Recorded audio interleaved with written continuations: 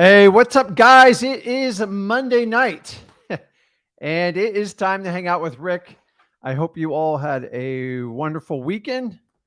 Hopefully, you went out and find some deals. And today, we are going to talk all about, really, we're going to talk about everything wholesaling. So I don't want you to worry about anything. Today, we are talking about the BRRRR method and why it is horrible right now.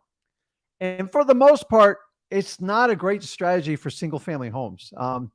I did this when I initially started in wholesaling, and it worked when I started. I'm going to show you why it definitely doesn't work for this year. It's not going to work in 2023. And I'm going to show you some of the basic pitfalls, and they're going to be for reasons that you never even thought of. So many people talk about the BRRRR method. I'm going to go into it. If you don't know anything about it, this is the perfect show for you. So here's what I need you to do. We have a comment section. If you have a question in regard to wholesaling, or how do I get started, you've never done a deal before, or you're working on a deal, I don't care how complicated it is, let's talk about it. So put your name, your name will pop up in the comments. Let me know what market you're in, and that helps me out a lot. And honestly, it's a great way to introduce yourself to like-minded individuals, because this is what this stream is all about. So the reason I do Monday night, you guys know I have the Flip with Rick channel, and me and Zach work together, and we run our collective businesses through that. But we like to personalize it. So what better way to get to know me? If you want to get to know Zach, he comes on Sunday night. He comes on real late. He's young. And then I'm on Monday night. So we switch up the time so we can cater. Like, some people are busy working, and I get it when we do the regular live. So this is a great place. So put in your comments, let us know where you're from. And then also, if you want, after I go through my presentation, I'm going to put this up here. If you want, oops, copy. Okay. If you want to join on a one-on-one,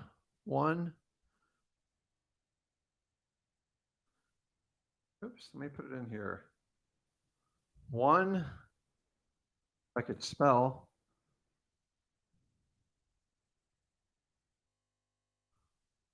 I'm going to put the link in there for you. Just go ahead and click. Let me see here.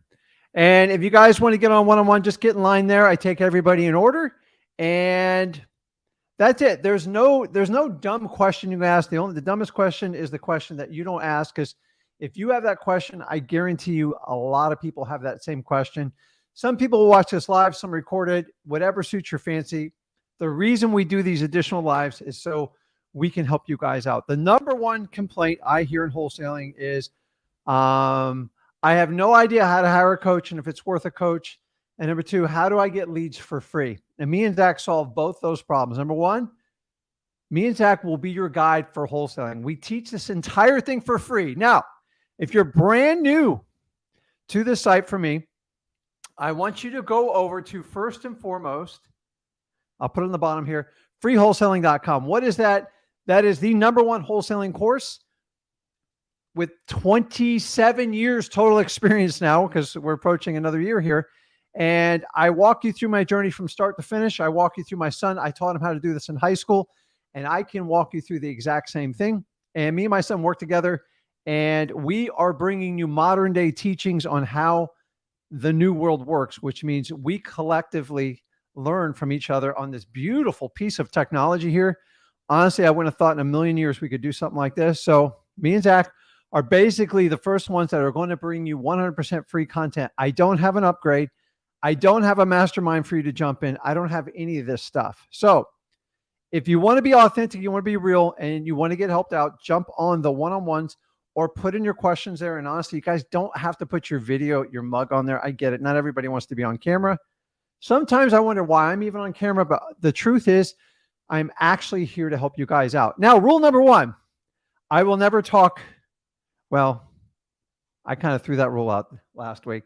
I don't talk politics. I do not talk about religion.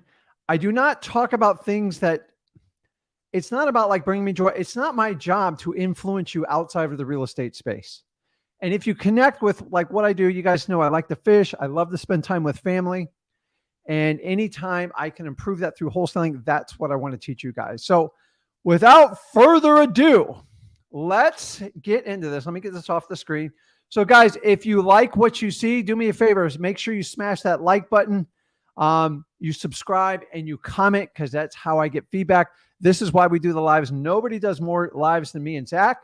Why? Because we are authentic. This is what we do, and it's really the best way to connect with you. So I know you got a lot better things you can do on Monday night, but tonight we're talking all about the BRRRR method. You've never heard about this? I'm going to make it super easy, okay?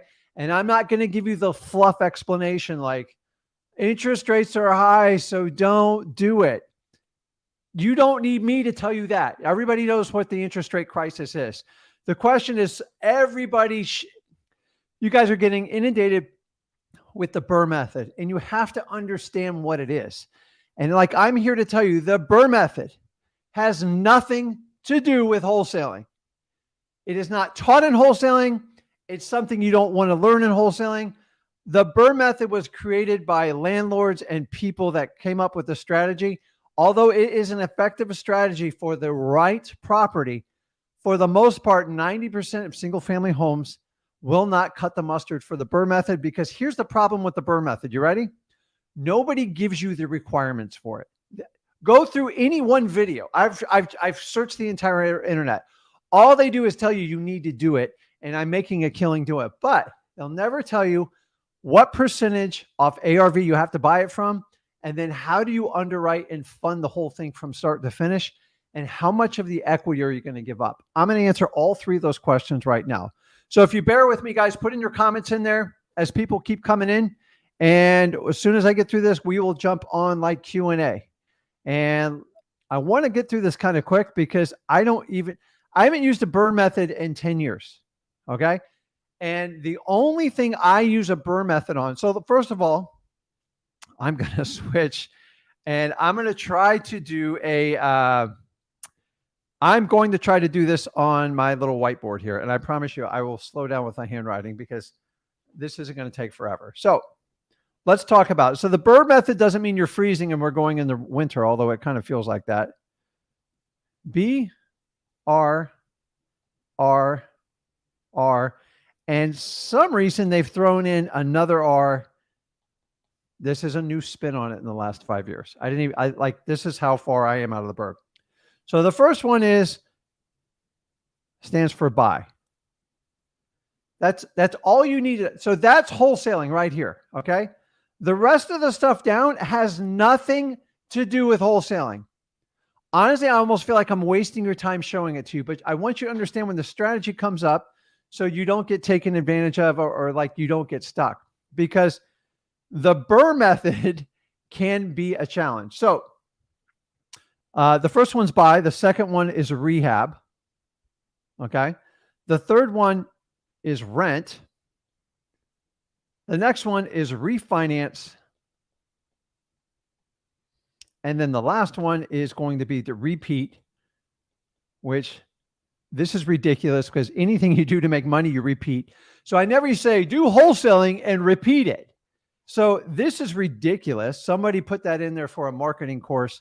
And I just want you guys to understand. So it's buy, rehab, rent, refinance, and repeat, because I'm not bright enough to keep doing that over and over. So to me, this method is really nothing more, in my opinion, than a financing strategy. That's all it is, guys. It's a financing strategy. So you've got to understand, when it comes to real estate, you have two cash take opportunities. Okay, you ready? Number one, you take the cash out now. Okay? This is what we do in wholesaling. The key word here is now.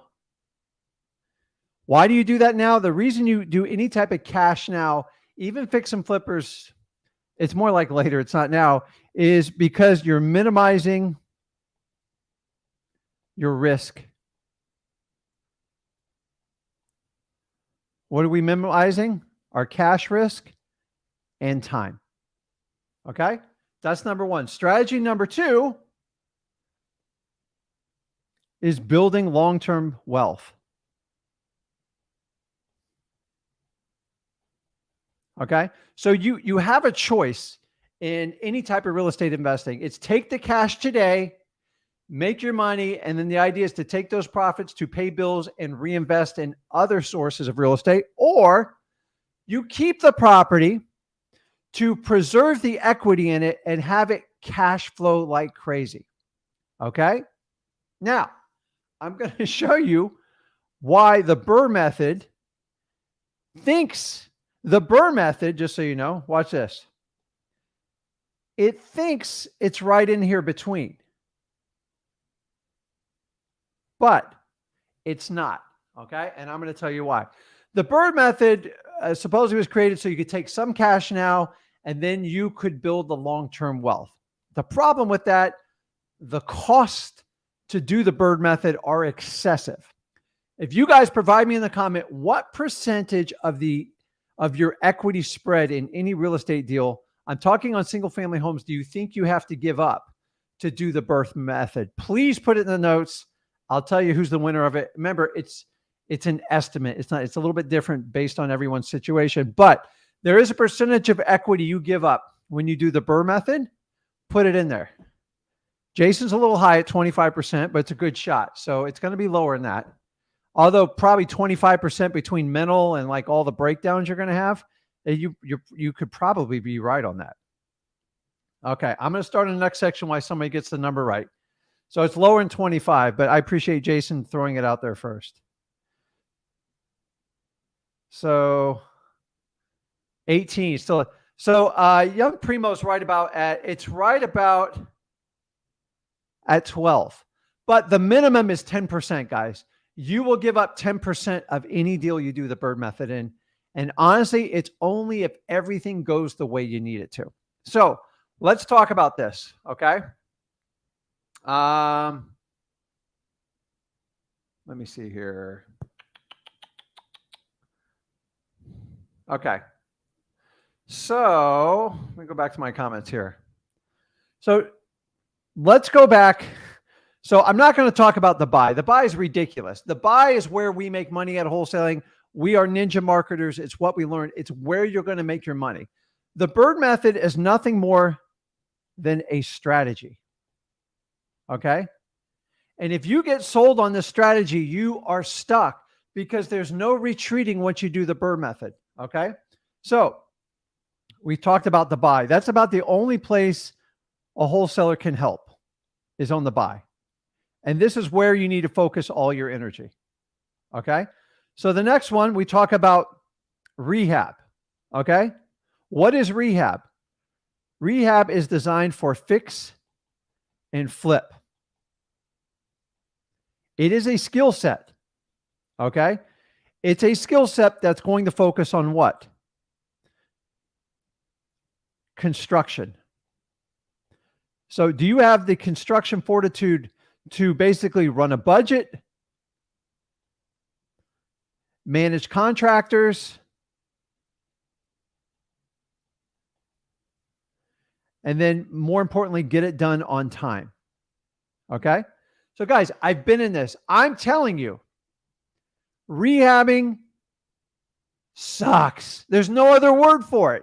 That's why you have fix and flip shows because it really has nothing to do with wholesaling. It has so on most fix and flips, just so you know, here's the big problem.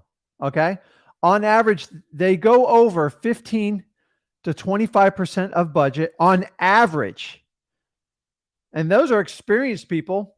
And then time. They're a big time drain. Okay. The average fix and flip in this country is 6 to 12 months. And I know what you're going to say, Rick, I get them done in 3. I'm telling you, the cost of doing construction right now is outrageous. And what's the 2 things you do not control in fix and flip? You can't control the budget because once you start opening up walls, it is a risk factor. Number 2, time. If you get into a big one, you got to redo the roof or something, you have to finish it. There's no halfway doing it. You guys don't have x-ray visions to look in that wall. I'm telling you, fix and flip takes out more wholesalers than any other avenue of all these other types of businesses you can do.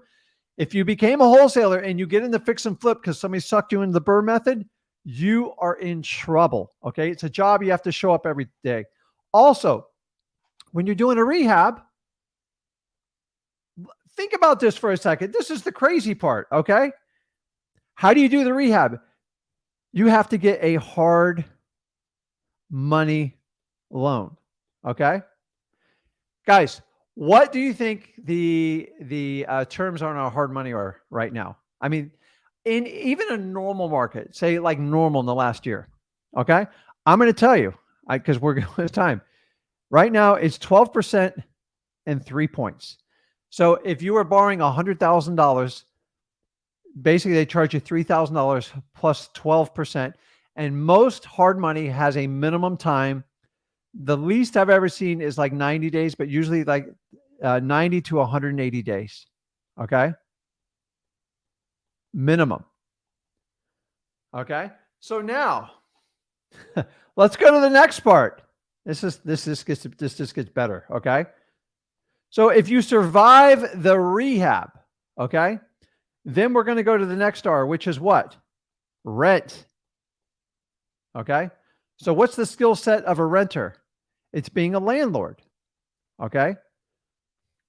Are you soft? Do you buy everyone's story? Can you deal with tenants? Can you deal with stuffed toilets?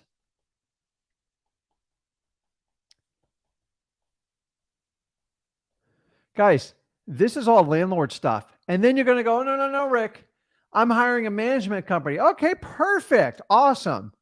You're going to give up 10 to 12% of your net cash flow. And then you got to manage the property manager, which is not as easy as you think it is. Okay. What else are you going to have?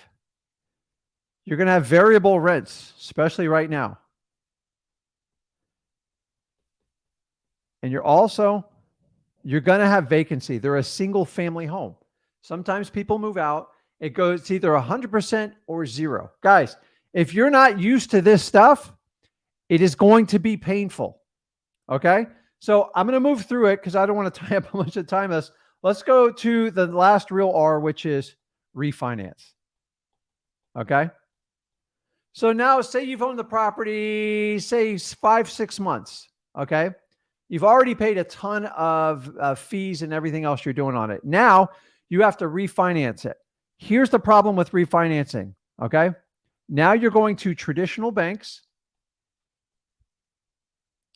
Okay. So what's a traditional bank going to ask you for? Number one, they're going to ask for a seasoned property. Seasoned property means how long have you owned it for? Typically, most banks are going to refinance. They want 6 to 12 months. I'm telling you, typical banks, guys. Okay. There are people that got better track records, do this all the time. They can get them done as little as 3 months. But for the most part, it's 6 to 12 months. Ask me how I know, because I see them all the time.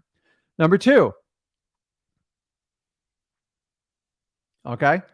The underwriting guidelines are going to be 70 to 75% of ARV. Okay. You're all told, no, Rick, I can get it done for 80. I'm telling you right now, unless you're perfect credit, perfect everything, and you've done a lot of these, you're not getting 80. Okay. And 80 is going to require 12 months of seasoning on average. Okay. Guys, I'm talking on average. If you guys go and do this tomorrow, especially your first few, you're going to have stricter requirements because the bank doesn't trust you. The next thing is you need to get an appraisal.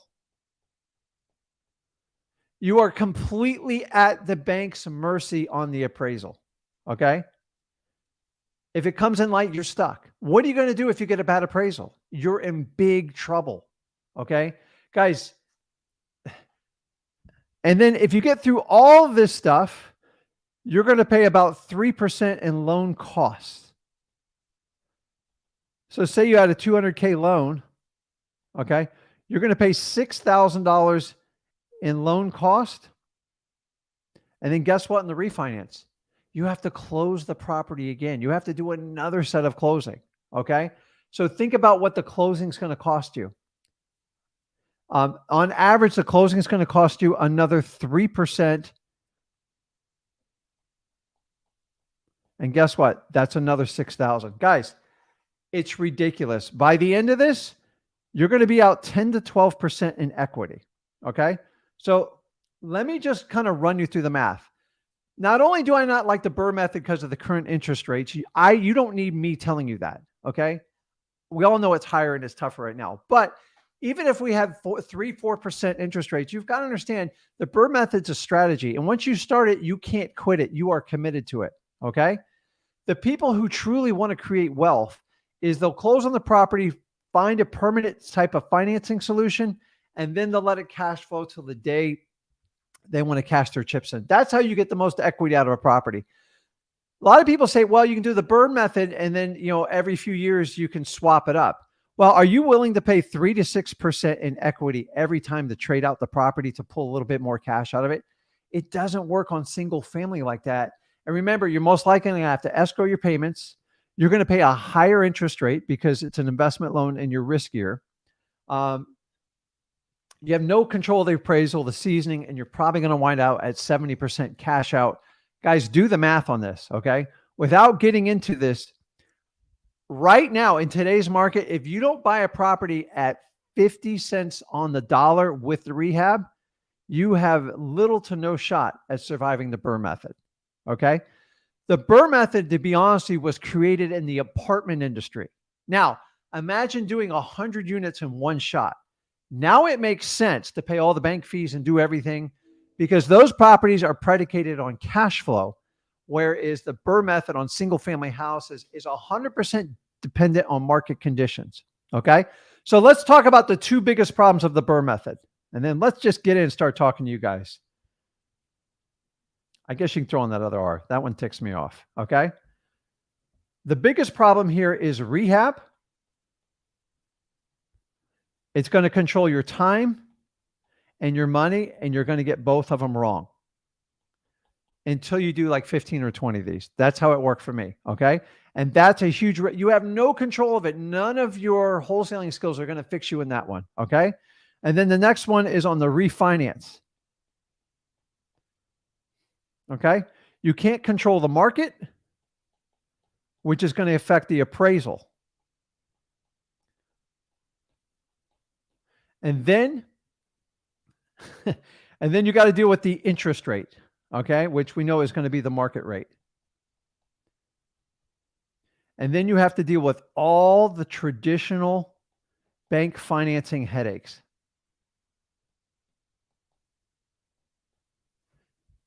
Do you have a foreclosure on your record? Is your credit subpar? Have you gone through bankruptcy? Have you lost your job? Do you have a terrible DTI score? They're not going to give it to you if you have any of this stuff.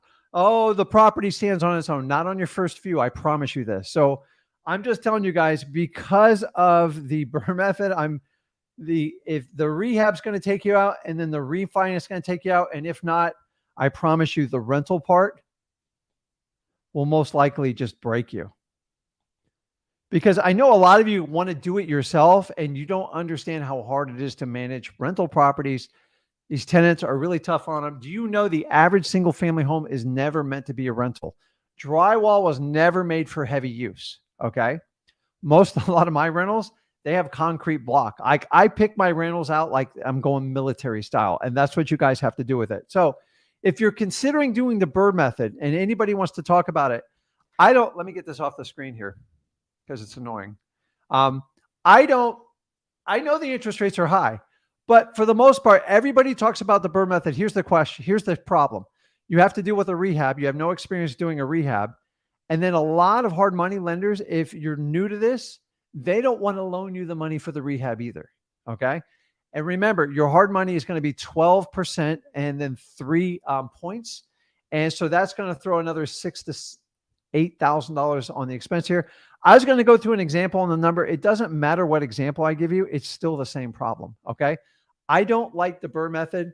And if you've never done it before and you don't understand it, Ask questions. Here's the problem with the BRRRR method. 70 to 75% is all the bank's going to give you on the appraised value. Okay. And if you have to fix it up, that's crazy. I much rather you guys, if you really want to do the hybrid, you want to take some money up front, but you want to bank on future cash flow and equity, creative financing is the way to go. Okay. Going to a traditional bank and saying, I want money up front and the cash flow, and I want to share equity down the road, they're going to take your equity. You have to give up something for the bank to do that. And a lot of people don't understand what they're getting up. And keep in mind, only if everything works out perfect does that work out perfect. And you never hear the horror stories of BRRRR. I'm just telling you, what if your appraisal comes up completely light? You're stuck. What are you going to do? You have no other options. And once you went in hard money, you already made it tough. Honestly, if you guys are just starting out, if you stick to wholesaling, you will minimize your risk. You will learn how to become a master marketer, and you'll put more money in your bank account by minimizing your headaches and your nightmares. I'm so tired of people, oh, you got to do the BRRRR method. The BRRRR method works at 3, maybe 4%, but keep in mind, you're stripping equity out of the property. So when you go to sell it, you have to pay all that money back. And I'm not going to even get into, that money is tax-free, but you have to pay it back when the property's paid back. And if you don't, it winds up accounting as income anyway. So you're not really like cheating anything. The BRRRR method was designed for traditional apartment complex and commercial buildings, which I strategize today. It makes no sense on one single family home. The bank would love for you to do 30 or 40 homes like this because it's an extremely inefficient way for you to grow your equity pool, because the bank's going to charge you for every asset you buy. As opposed to if you have a large building, say a $5 million building, it makes complete sense to refinance, pull $1 million out and let it ride. And keep in mind, wholesalers, do we bank on equity? Absolutely not. I never, ever factor in equity in any positions, and you shouldn't either. So just keep that in mind. So guys, that is everything I have on the BRRRR method. If anybody's got a specific question on it, I've never, nobody will go into the BRRRR and tell you how they underwrite them, what's the minimum you need to buy at.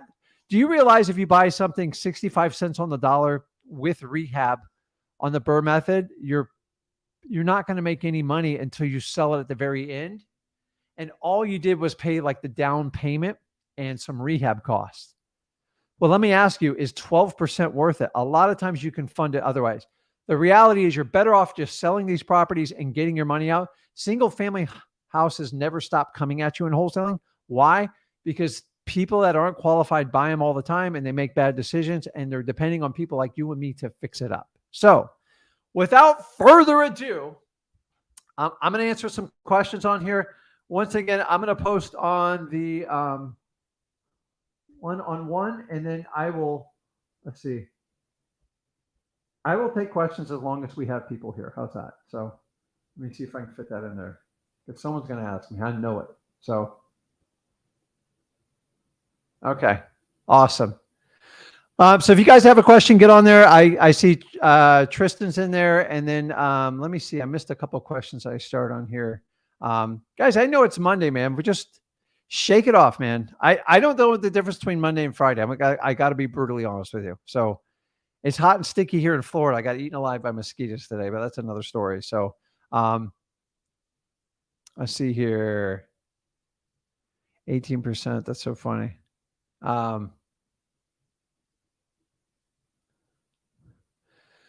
So Olivia says, I know she likes to do probates. When doing a probate, when's a good time to talk down the price? Well, honestly, it's not the first phone conversation. And if you ever have the chance to meet him in person, that's the ideal time, but I get it. Sometimes we do it virtually. So I get into making sure they're not going to hang up on me first, and having a shot to even like view or consider looking at the property. And then we shift over to the asset of what the house is worth. And we look to like make this super, super convenient for them. And mostly important is being authentic about it. And that's all you can do in probates. You can never force someone to sell you a probate. Either they want it and they want it quick and done, or you got to help them solve a problem. Like the biggest problem we solve is my attorney told me I couldn't sell it till the probate's complete. Well, you guys already know that is a complete lie. So The average time it takes till I actually get a contract is 5 to 6 contacts. So usually in the first conversation, and the second one, I start talking about the asset. And by the third one, I'm well into the weeds on the number. You've got to really build some rapport so you don't get hung up or kicked out of the house. So I wish I had a better answer for you, but you have to go with the flow because probate takes more time than your average transactions. So,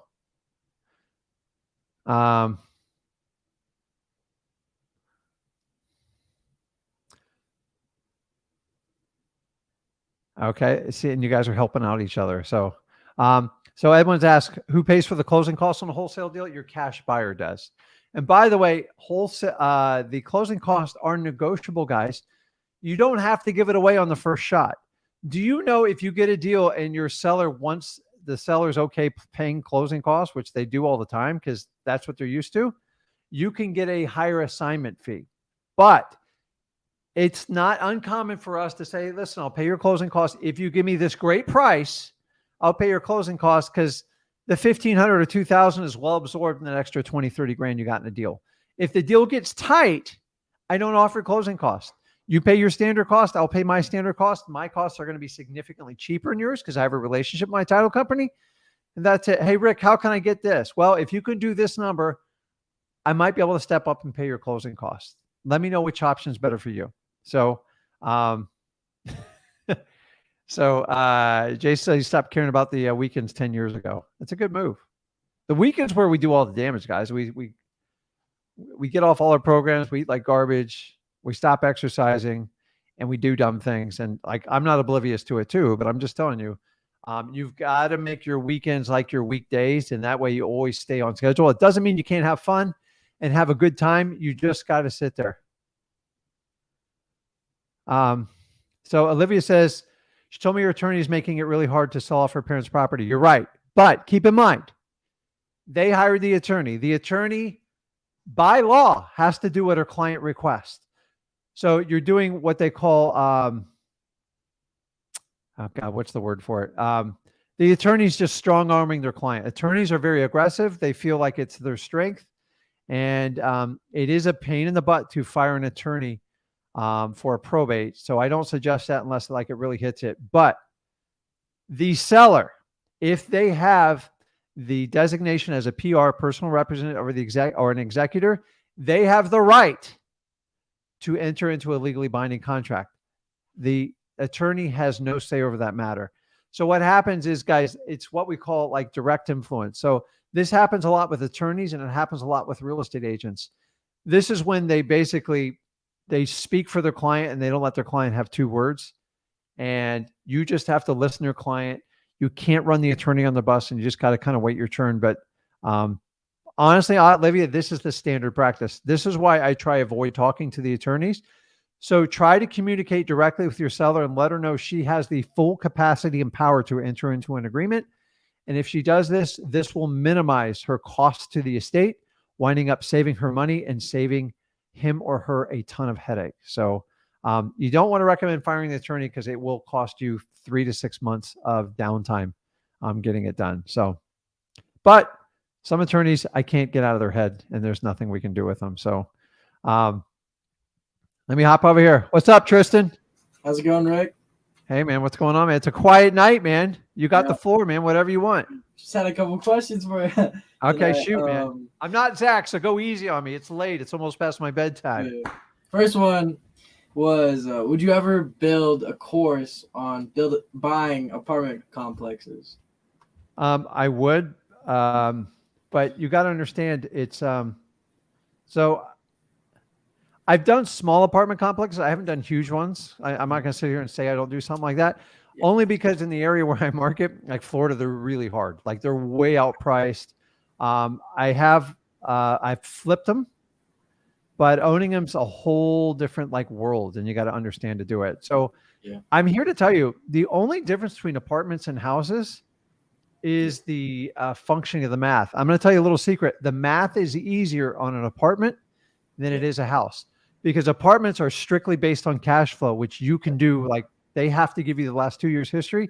A house, it's debatable what it's worth. And that's the main difference between the two. It's just a bigger number. And so in a perfect world, if I was going to want to own 100 units, you're better off owning 1 or 2 apartment complexes than 100 single houses. Yeah. I've tried. I had 36 single houses when I started out. I did really well, and it about killed me. And I did it all wrong, and I screwed up. And I'm just telling you, talking about 30, probably like 90 toilets, 36 different roofs. It just never stops. And then we go through hurricanes and we go through floods, and then the insurance doesn't want to cover this. And then they change real estate property tax laws here. And so if you deal with an apartment, usually have a management company within it or on property. And dude, guys, I'm here to tell you, if you can graduate from wholesaling to apartments, yep, it's not a bad deal. So here's my suggestion if you want to do that. Use the cash flow from wholesaling, those big checks you get, stack them up. And here's the excellent part people don't understand about apartments. Banks will beg you to finance them. They love them because they're very predictable, they're stable, and so if you had 50 units and 3 or 4 go vacant, it's not going to kill the cash flow. It'll cut it back, but it's not. Remember, a house is 100% or 0. Exactly. And I hate, like, I've been in that scenario, and like when you don't have a lot of money and like somebody moves out, it's like, so I remember I had a 6-plex and we had a fire there, and it took me 2 years to get it back together. I was just like, I was really panicked. So I was a lot younger, and I didn't plan for it right. But honestly, the biggest challenge with apartments is the sellers are a little bit more sophisticated. Okay. So cold calling, the bigger the units, the less successful it is. Okay. So mailing and contacts, and the reality is the more units they have, the more probable they are going to go through their original broker. Right. And that takes a huge amount of time to connect with those brokers, because they all want to know if you got money before you do it. Because that's the only way we do it here in Florida. Like it's For sure. Now in like the middle part of the states, there's still, so if I were you, I would look at like any apartment between 6 and 20 units is the same thing as doing a single family home. It's actually easier. And you can put down 20 to 25%. A bank will write you a loan all day long on that stuff. Wow. They won't even they're like, listen, let me look at, they'll underwrite the deal.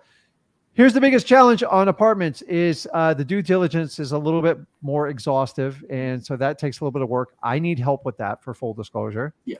And you can spend some money. You can spend $2,000 to $15,000 just doing due diligence. And number 2 is people keep really bad books. The landlords that keep bad books on apartments, although it's the best opportunity, but it's very hard to get to the truth. So think about when you deal with single family homes and the people lie to you about everything. Yeah. They do the same thing in apartments, but they lie about the expenses, because they go, Sure. Hey, John, like your expenses are only $5,000 for the year. He goes, yeah, we're really good about expenses. When I see really low expenses, I will not buy unless it's brand new. Why? Let me ask you this. If you were selling your car, Right, would you detail the heck out of it the last year you knew you were selling it? No, not really. Would you put new tires on it? Probably not. No. You're like, oh, it's great. Yeah. Rick, each unit rents for $1,000. There's no expenses. And they're lying to you, because what happens when you stop working on your house or your car for any extended time? The reason you do it is because it's going to save you money in the long run, right? That's what preventative maintenance is. For sure. But when they stop doing it, then instead of just getting the roof cleaned, you got to get it replaced. Instead of getting the driveway just sealed on the cracks, you've got to repave it. So I bought an apartment complex once before. We had to repave and then fix some siding on that. It's $150,000. Wow. And I missed it. And luckily I made enough money, but I'm just telling you, there's other things you have to take in consideration, like parking lots. Right. Do you know how much it costs to stripe a parking lot? It's terrible. Like 13 grand. It's insane just to put the stripes on it. So here's an easy way. If you guys are ever looking, so you look at the cash flow on an apartment complex, and you're looking just to get the NOI. That's the net operating income. You want to look for expenses at least 40% or higher. And honestly, 40% in my book is very conservative. Because if they don't do it, it means they're not taking care of it, and you are about to take on a real problem, and you better be getting a really good price. Right. So if you hear the word pro forma in apartments, ignore it. It doesn't mean anything. A pro forma is a perfect world projection that a broker puts together. You go, listen, I just want the last 2 years rent rolls plus all the expenses. Okay. And then here's the best part about it. Once you get all your numbers like that, then you have to stress the numbers out and you have to verify them. How do you do that? You take those numbers and go, listen, I need your last 6 to 12 months of bank statements for this LLC. And if they don't want to give it to you, it means they're lying about the numbers. Right. So any good accounting, it should reconcile to your balance sheet and your P&Ls. And once I know I don't have right numbers, then I'm just going to underwrite the property for its current condition and nothing else and assume it's a massive problem. But I will tell you this.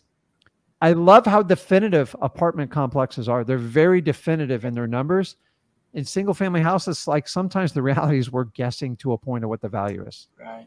And so like in the long term, I would take the cash from wholesaling and build it up. Awesome. You only need like 100 and 150 grand. I know it sounds like a lot, but you can leverage that and buy $1 million asset.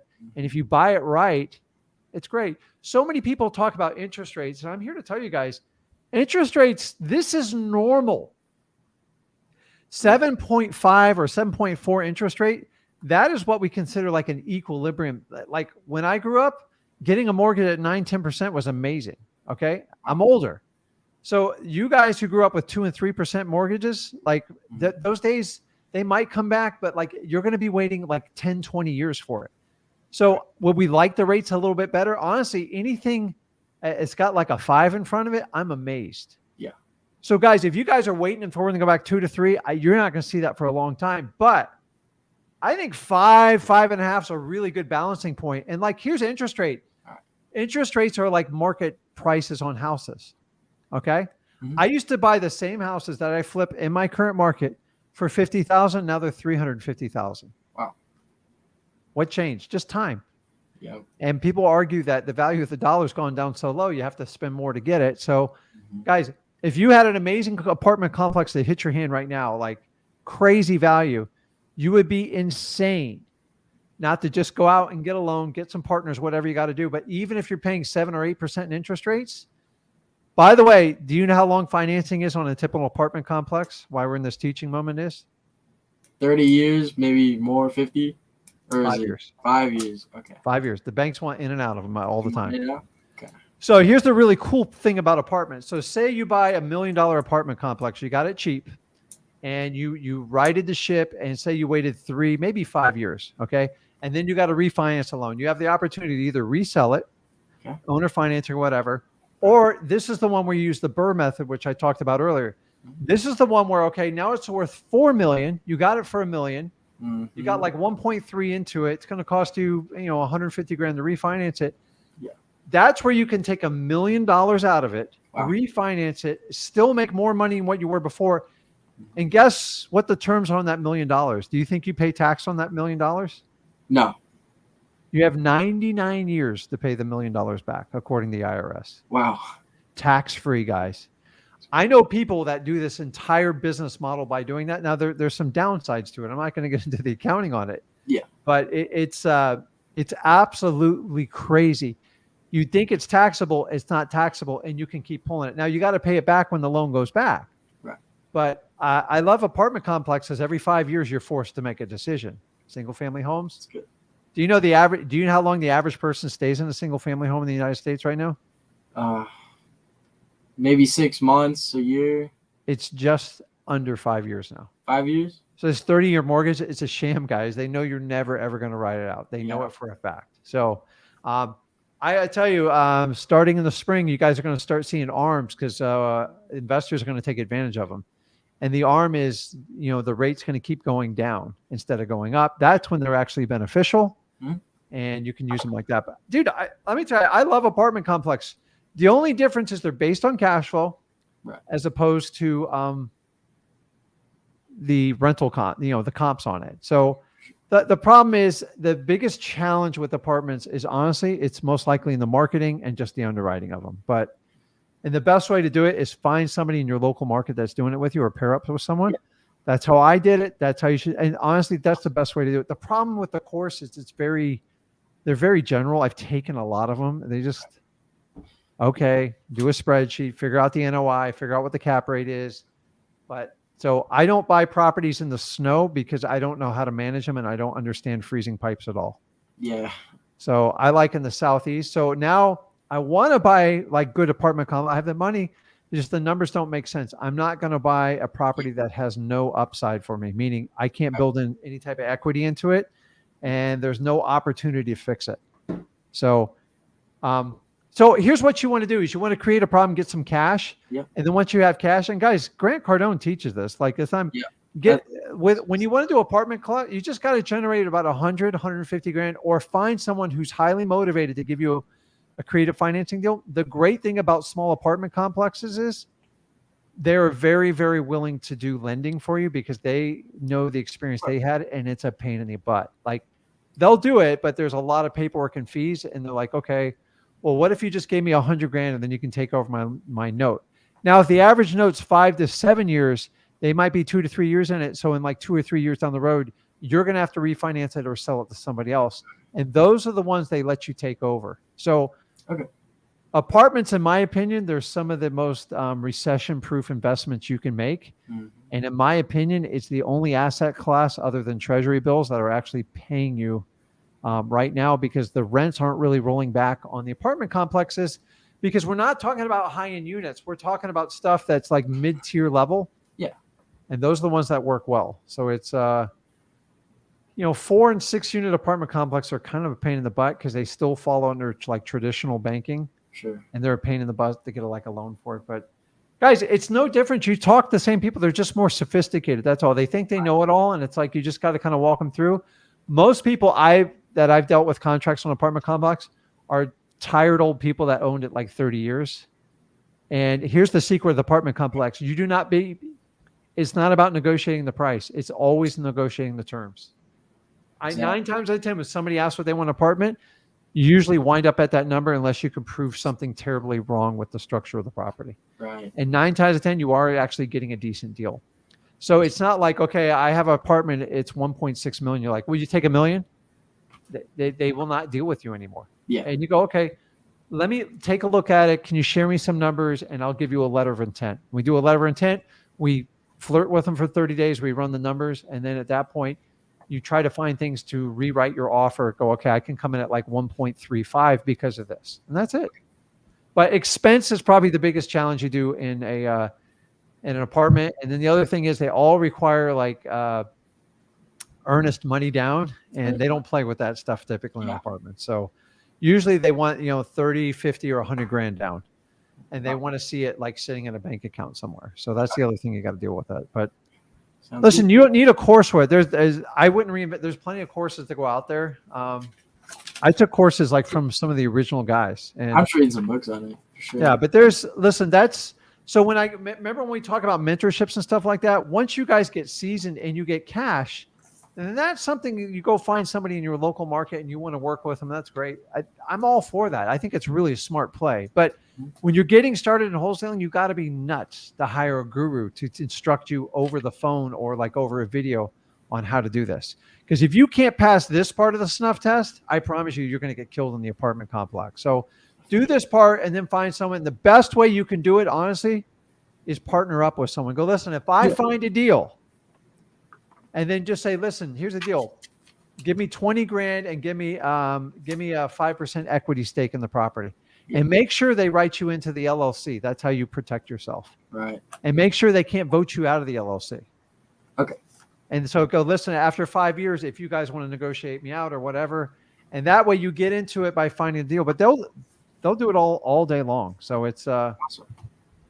Hope that I love apartments. I just think, I think there's going to be some good opportunity because apartments, they're not making as much money as they used to. Right. And the problem is, you know what the 2 hottest things people are chasing around in the country right now for assets and real estate? You know what they are? No, I don't. No clue. One's apartments. You know what the second one is? Storage property. Storage? Yeah. But here's the problem. They've done 3 million courses on storage stuff. And the reality is you got to buy 20 or 30 of them like to figure that business out. And Now, banks love, and by the way, the banks love to finance those properties. They love it. They Yeah. love apartments and they love storage because that's what people, those are the two biggest growing industries in real estate, in my opinion. So, but they're not like storage is kind of boring, but Yeah. but the thing is, you can build it on raw land and like make it sense. I walked around Florida. I've watched like 40 of these popped up in my area, so I know they're hot. Exactly. And in my feed, I get a notification if I want to step up to the big leagues. These are the same people that were trying to teach me wholesaling. Now they want to teach me this, and it like never stops. But honestly, if I was going to go in the storage space, I'd probably get someone to help me out because I'm clueless. But I promise you, they're taking to take 20, 30 grand from you up front just to find out that you've got to like join their, and most of them have like a click you have to join to make it work.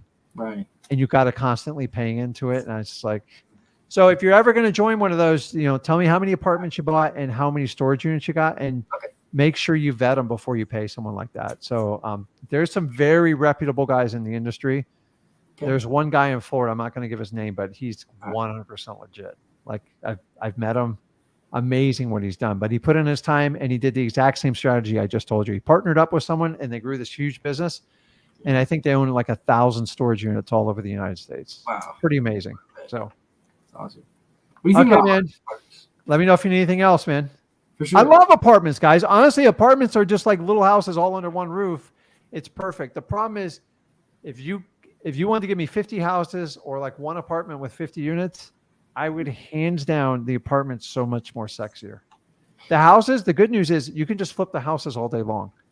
Do you know that most rental houses, they just don't work out? I'm sorry. It's the truth. I've owned so many. I still own them. Like they're okay, but they're they take me 10 years before I can pull my money out of it. 10 years. Wow. Can you name the last thing you've invested? You waited 10 years to get your money out of it. Oh, a long time. I'm only 18. I know. And then you got to wait for a cycle on it. So rents always eventually go up and you'll be good with it. So, awesome. Okay. Anything else? So I just had one more question. How do you calculate offers from ARV? I know I watched Zach's video, just pulling it from the person, basically just asking them what their price was on it and then negotiating from there. But if you just want like another base to touch on, just in case they're like highballing. So what's your you want to figure out what to offer them based on the ARV? Yes. So there's a lot of moving parts in it. The biggest challenge you have in it, I'm going to simplify this answer because I've probably gone on too long with you. People get the ARV wrong and they get the 70%. Like I can't screw up the 70%. Here's the reality. The better ARV you get, who cares if it's 65 or like 81%? Like the reality is, the lower the offer you get and you get to go for no, you're going to do better. So me telling you like 70% of ARV, I can get a monkey to give me that formula. There's no thought in it. It's ridiculous. It's like, hey, if a Tesla pulls up in your driveway brand new and it's a $75,000 car and the guy offers it to you for 30, should I take it? I don't know. Yeah, sure. And if you can't figure out, call me, I'll buy it. And so or you guys got a $10,000 Rolex and he offered it for $3,000, take it. Like you don't need a rule for that. The question is, how high can I go? And honestly, Tristan, the answer is based on what your cash buyers will pay.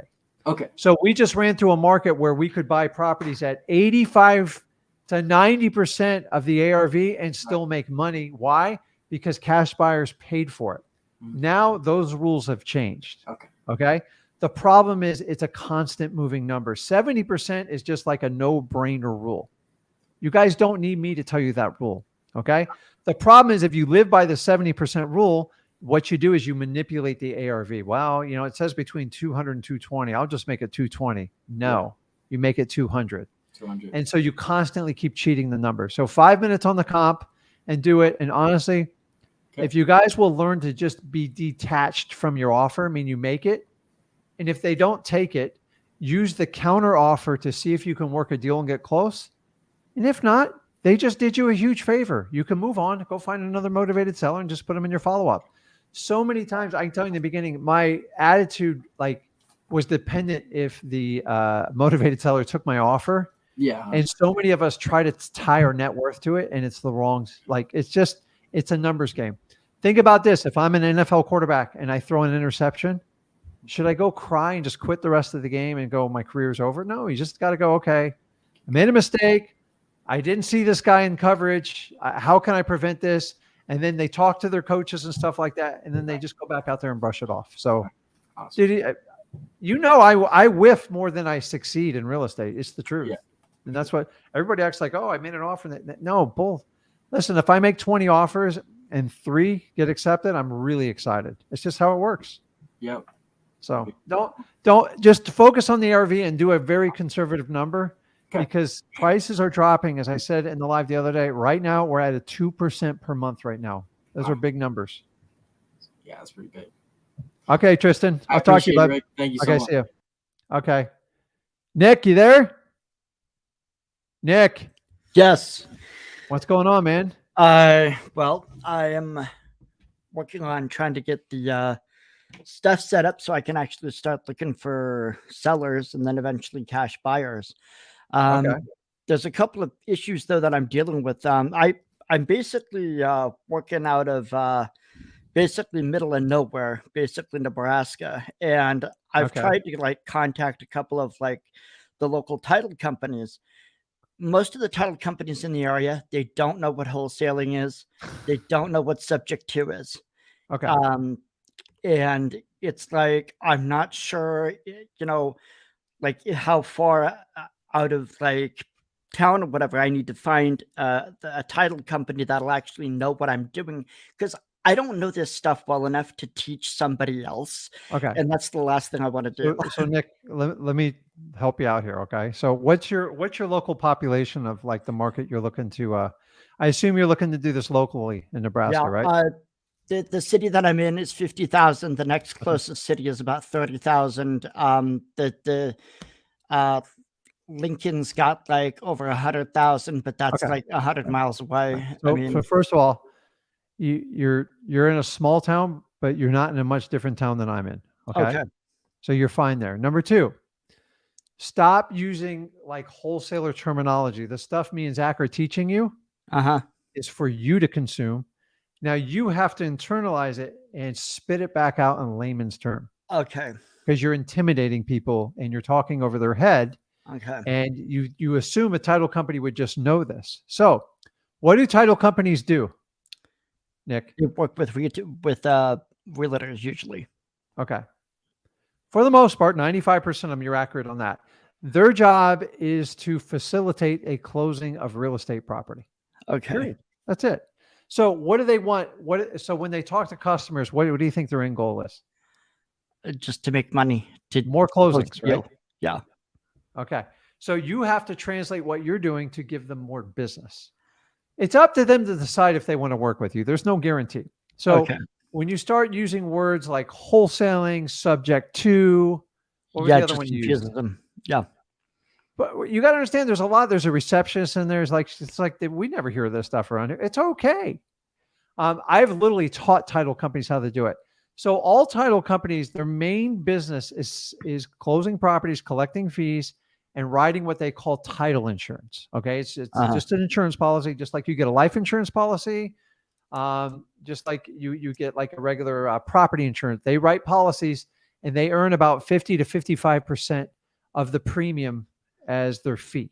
Okay. So when they write a $2,000 policy, they basically walk away with like $1,100. And they try to do 30, 40, 50 times a month. And then hopefully they make a profit. Okay. So when they look at you, they're like, number one, they're go, okay, how risky is this guy asking me what he wants to do? And number 2, can we make money doing it legally and ethically?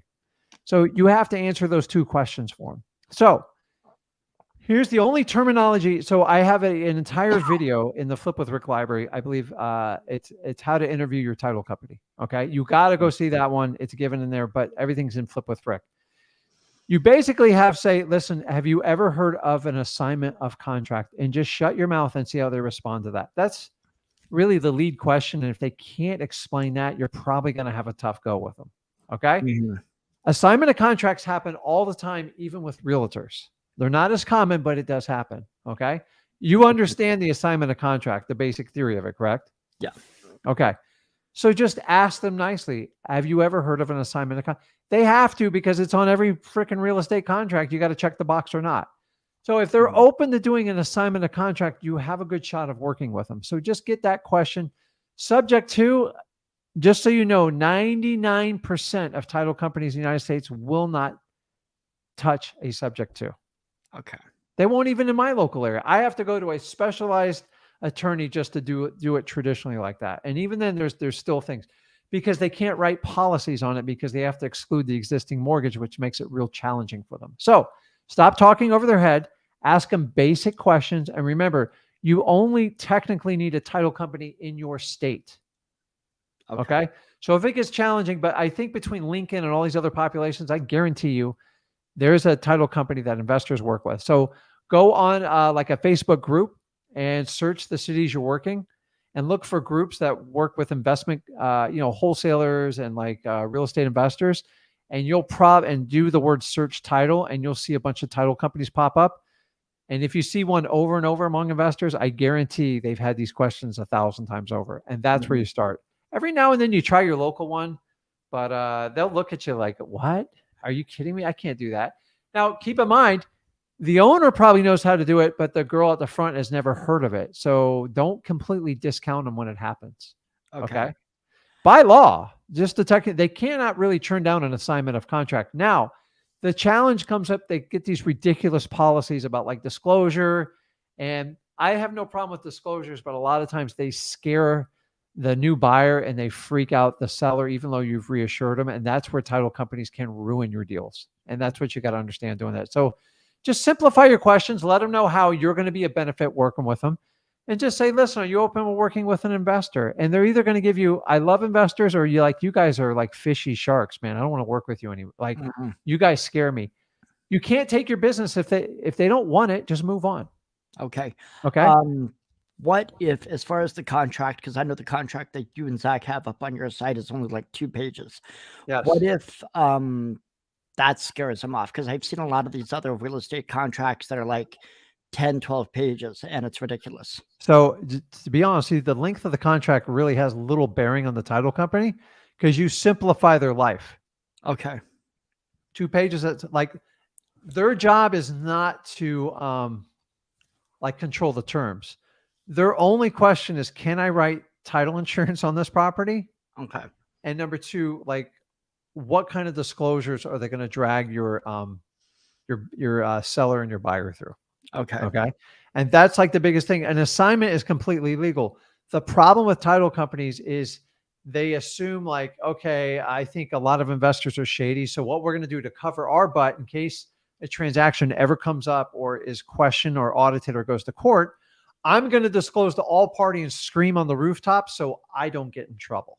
Okay. They don't legally have to do that. They do that so there's never a question. If someone comes back and goes, well, she didn't tell me he was making 30 grand off that deal and it's not fair, and we're going to sue the title company. That's why they do it. I don't want them to do that because they freak them out. You're talking about like such a small probability if you do this business honestly and ethically. Yeah. That I don't need them to freak people out. And so go watch that video. It'll answer all your questions. Okay. And like, here's the one thing, Nick, I'm going to caution you. Get active finding motivated sellers, because if you spend too much time studying, a lot of time goes by. And the best thing you can do is take action, because here's the deal. I'm getting stuck with analysis paralysis. It's going to make it worse. So the cure is just to take action, start talking to people, and your title company is your best first move, in my opinion, because that's where you're going to get stuck the most. Remember, our job is to find people that are motivated to sell their property and then help them get rid of it. Our job's not to know every little detail along the way. It will take you years to get every detail. And if you want to wait 2 years to study it, you're going to miss an entire market cycle. 2023 is going to be an amazing year. It's amazing right now. And I caution you, do not wait. Because the one key thing that everyone who's been successful is they all take action and they don't wait. Yeah, and if I lose a deal, then I lose a deal. I move on. You won't. I'm telling you, you won't lose it, because you just want to remember, the people you're dealing with want help. You're not dealing with the people who want to sell at retail and do the whole realtor thing. And honestly, realtors are struggling to help those people out right now too. So we're in more demand than ever now, because so many wholesalers have fallen off. Just remember, Nick, it's not about being a good salesman. It's about just you got to put yourself out there and understand you're going to be rejected, but it's okay because this is what I'm going to get in the end.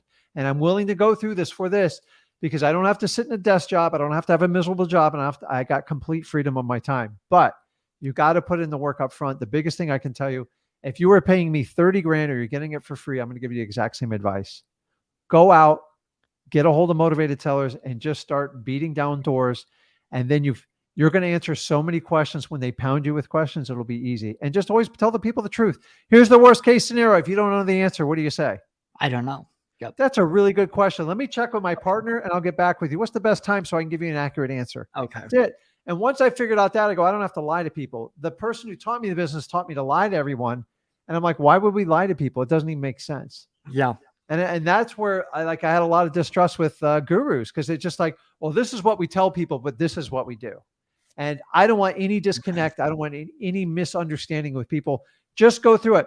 If you are excited and enthusiastic and you want to help people and like you're a super nice guy, people will work with you. Like they will blow you away. And you're in a town that doesn't have a whole lot of like, I don't think you have a lot of activity in your town. And I think you could really run away with it in 2023. Yeah. So don't wait too long, man. It's human nature. We're taught our entire life to wait till you get it perfect, then do it so you don't make a mistake. Wholesaling is completely opposite. You're going to do it. You're going to make a ton of mistakes, but you make money along the way. But the key part is along your journey, you figure out how to do this. And that's where your inner confidence comes from. Okay. Yeah. I kind of felt like, I'm looking just over the map of like, given even 100 square miles, I almost feel like I might just be one of like a handful of like investors or wholesalers. So I might, if I work my butt off, I might really make some good money.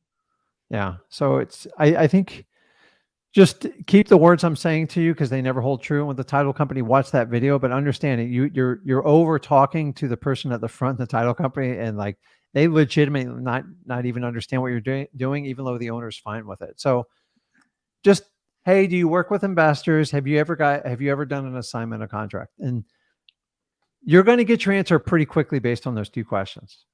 Okay. We hate investors. I don't know what an assignment is. Well, is there anybody in your office that ever heard of an assignment of contract? And just see what they say. But when you start talking wholesaler stuff, what's that?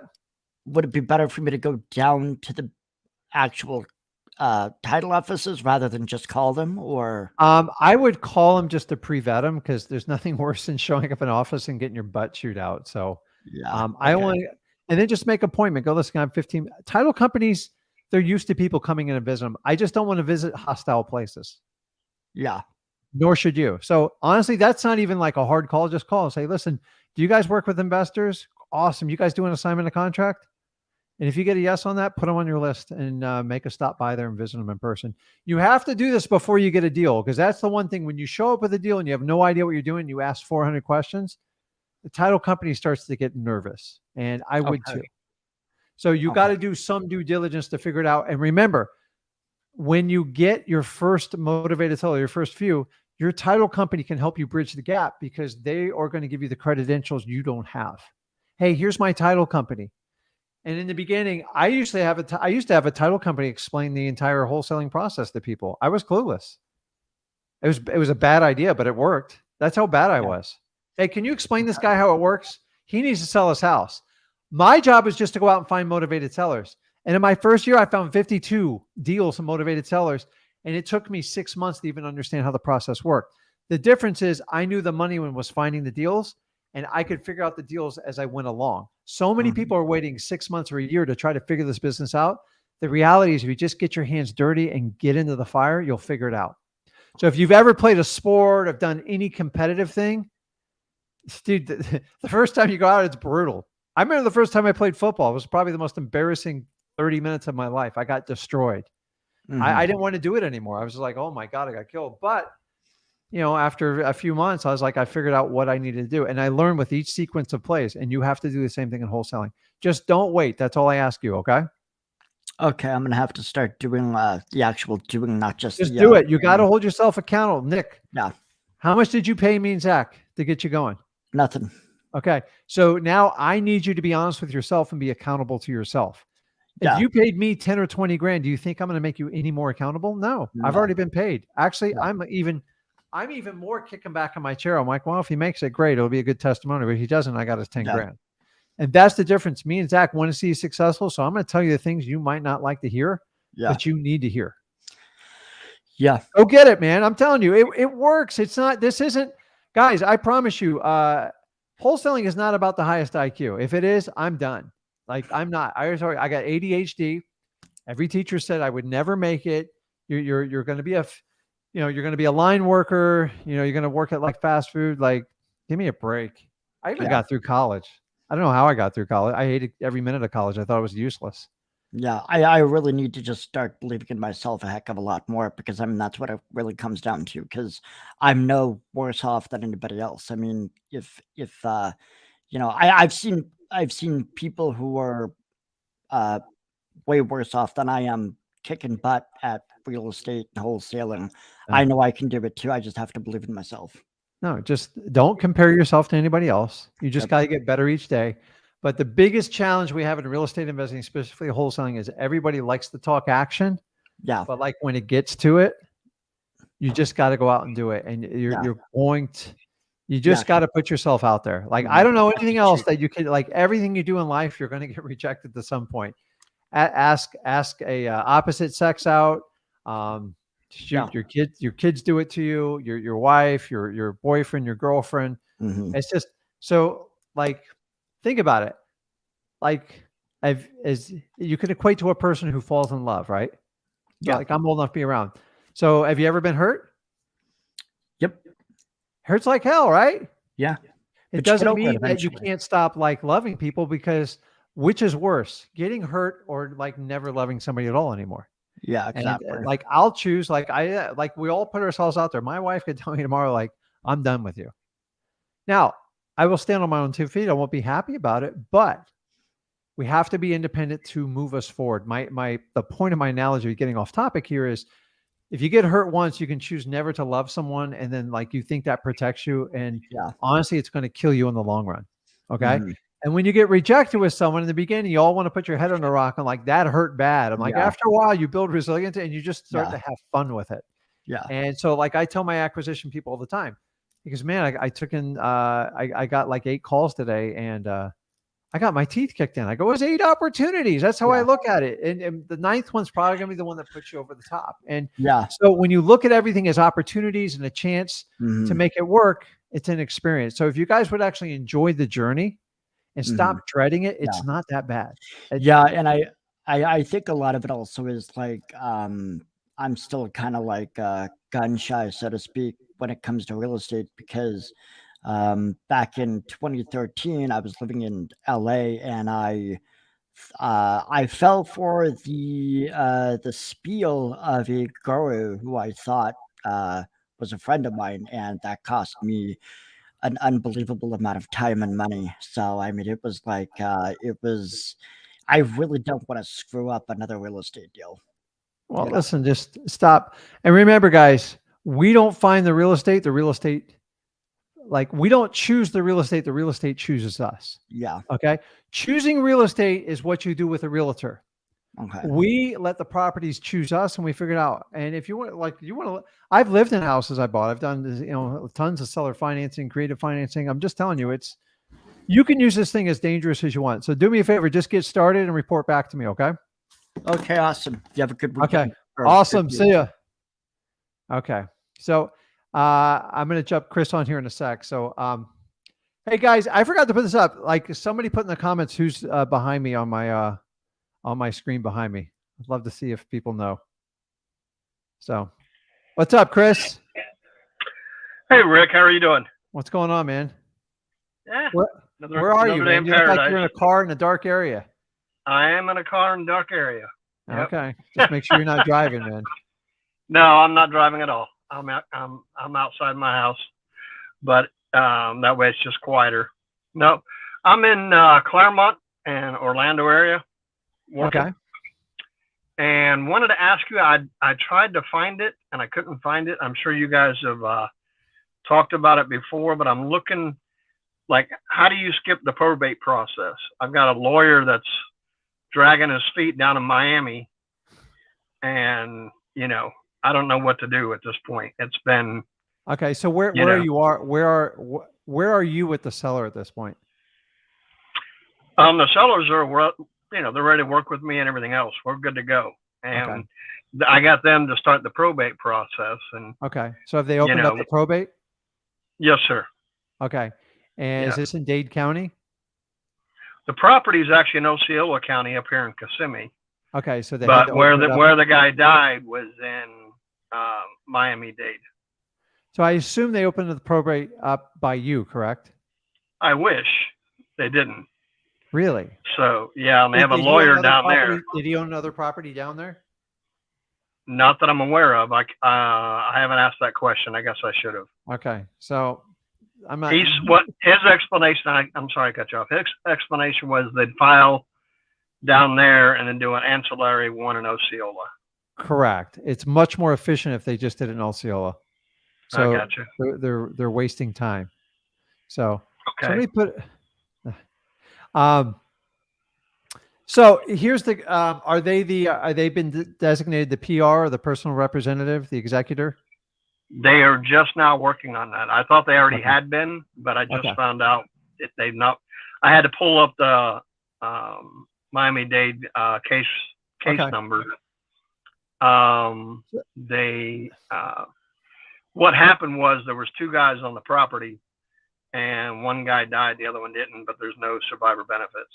So rights to survivorship. Yeah. The ancillary thing's a pain in the butt. It's a poor lawyer move. Usually if he had property down in Miami, then that would make sense. But like doing this, because now he's got to go to Osceola and get permission to do everything. So it's like twice the work, which is stupid. So here's all you need to know. The day he or she is designated the PR, they have the power as the existing homeowner to enter into an agreement with you. Okay. Now I've done contracts before. They've been designated the PR to get a mental acceptance to keep others out of the property, which isn't a bad strategy. Lawyers hate that and they think it's sharky and they don't like you doing it. But sometimes you have to do it to keep other people out of your deal. But the minute she's designated the PR, you need to, as fast as you can, without working with that lawyer, because they're going to try to block you on this, is try to enter into an agreement. Once you enter into that agreement, the lawyer no longer has any say. It's not his or her right. I get lawyers that fight me on this all the time. Once they enter into that agreement and you have it, then you can basically instruct your seller if they want to sell the property and they're telling you that I want to get rid of it as fast as possible. I want to get rid of this price. Then they can easily instruct their lawyer. I don't know how they do with the ancillary, is to basically file a motion to liquidate the asset. Why? Because once they liquidate the asset, the money goes to the estate of John Doe, whoever it is, and the property's not bleeding anymore. There's no more property tax. There's no more insurance. You don't have to take care of the utilities. They don't have to worry about hurricane season or floods or anything like that, and like insurance payments. But the key to this is to get that signature first. Okay. If you don't get the signature, here's what the lawyer is going to try every little shenanigan to get you out of there. Oh, let's do an appraisal. Let's list it with a realtor. I know a friend that's an investor. Heck, I've had a lawyer even buy it behind my back. Right. I got him in front of the bar for his actions, and it cost him dearly. Okay. I'm just telling you, man, they will, like, if they think they're missing out on profit, they will run somebody over to do it. The biggest thing is you have to do is, if she takes everything you tell her and filters it back to the lawyer, he's going to make you to be out the bad guy. So your only goal is to get that agreement written. If you want to do it beforehand, just understand you run the risk. The only reason I do that is if I think somebody is going to beat me out to the property, and I might as well just take the risk, because you don't really have a valid contract. But in your seller's mind, they think it's valid unless they tell your lawyer, and the lawyer goes, that's fraud. You can't, no, it's not fraud. I don't, if she's designated the PR or not, it's none of my business. I made an offer. I put it out. If she signs it or not, that's her business. So once you do that, you can actually have the title company tell the lawyer what motion he needs to file, and they really get pissed about it, but they cannot deny them that right. So it's kind of like a realtor. Like if I give your realtor an offer on a property of the market, by law, they have to present you the offer or they get in trouble. Right. Right. So same thing. So it's understanding once they get designated the PR, they have the legal right to do what's in the best interest of the property. And if they feel it's selling at this time, most lawyers would tell you can't do anything until the probate's over. The problem with that is when the probate's over, the property gets deeded into their name, and then they don't really need you at all. They can put it on the market. They can keep it. It doesn't matter. And that's where the real challenge happens in this business. So long as you understand the game plan, you just got to figure out how to work with your seller to try to accomplish this. But it's the lawyer's going to talk them. If they truly want to sell it, then reinforce them. Like, listen, I know last time we talked, you want to sell it for this price. And in a perfect world, you'd have this thing sold like in the next 30 days. What if we can enter into an agreement and I might be able to work with my title company to get that done? Is that something you would consider? And just, you got to get their signature voluntarily. And then if they go like this, can I run it by my lawyer? I'm like, I'm just going to tell you, it's hard because the minute they run to the lawyers, you're going to tell them no. And then I tell you not to trash the lawyer, but like it's a catch-22. Right. Well, listen, I could do that, but your lawyer has kept you to this point. If we can enter into an agreement, then we can make a decision and hand it to your lawyer and then give them simple instructions on liquidating this asset. That's it. Okay. What's that motion called again?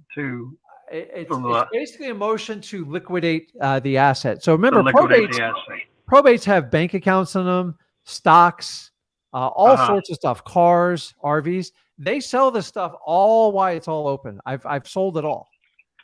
The reason that the house is usually the biggest asset and it's the biggest money drainer in it. So keep in mind, Chris, what's happening to the real estate market right now every month?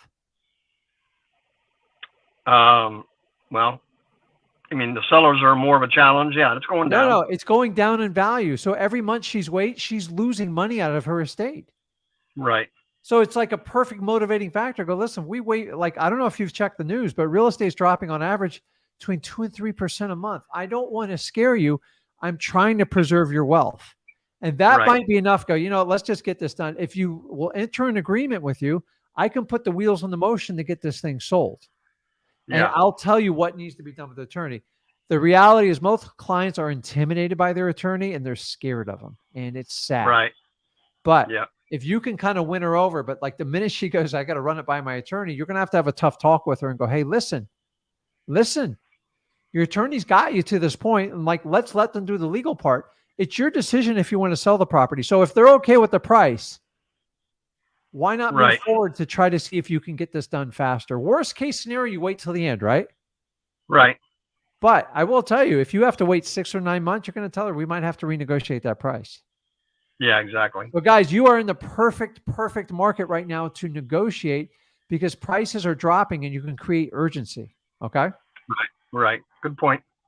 You got it, man. Just go. Like, it's a little bit of a tightrope walk, but you'll get nowhere with the lawyer. So anytime it has to like have the lawyer do it, get it signed, then have him review the contract. So it's tough, man. But like, she's scared to death of her lawyer. I can tell you that. Lawyer's like, don't do anything without running it by me. So how long has she been in this process? How long has the person passed away for? He's been passed away for years, but they just started the process a few months ago. Okay. And she doesn't like the lawyer, so she's listening. Well, I'm here to tell you, I will tell you, it's harder to have them fire the lawyer. It's a nightmare. Yeah. So we don't want to go that route, and you don't want to like tickle them, get them all pissed off. So if you can get her to enter that is your job. And don't force her. She doesn't want to do it. You can't make her do it. But no, if she's ready to do it. She's over this. Listen, I'll be the fall guy going forward. And I guarantee you this, I will get it sold as fast as the legal court system allows me to do it and go from there. And then what I do is have the title company call the lawyer. You never call the lawyer because you're not going to get through. Right. So the title company will call, and the title company, most of the time the seller goes, I'm scared of my lawyer. And they're like, listen, can you just send me an email exactly saying you want to sell the property in the next 30 to 45 days? And then once they do that, the lawyer, they're going to request him to file a motion. And if he doesn't file it, then they can suffer disciplinary action from the board. I've had 2 lawyers I've done this to. I go, listen, I don't mean to do this, but like, if you don't do it, we're going to reach out because firing the lawyer is a nightmare. So I've only had to do that once, and it's the client's choice, not yours. and it's going to Yep. cost you 6 months to a year if they fire them. So do not ever encourage them to fire the lawyer. It's the worst thing you can do. All the Okay, documents, everything has to be changed over, and it's a nightmare. So That's good to know. That's good to know. okay, anything All right, else, Rick. bud? No, that's it for today. Okay, man. Okay, Thank I'll you, see you, sir. man. Later. Jerome, you there? Yeah, I'm here. What's going on, man? Ooh, it's been a long time. I've been trying to connect with y'all for like almost like 2 weeks. Oh man, I never forget your voice, man. Great. Oh, by the way, before we get into this, somebody says Gilbert Godfrey. The name starts with the C back here. He's no longer alive, an incredible musician, but it's a painting. But incredible person. Someone will figure it out. They put it on there. What's going on, Jerome? What can I help you out with? Okay, so I'm a newbie. Okay. I'm excited. I have all the energy, all the drive. I'm using everything that you guys are doing. Okay. At least I'm trying. Okay, so my question is that in California, I am in Stockton, California, but the market that I'm targeting is Fresno. Okay. I was trying to do regular for sale by owners, but for some reason, I switched over and tried to do pre-foreclosures. Okay. In my head right now, it's like, okay, I really want to do probates. So I don't know which avenue to go down. I've talked to title companies.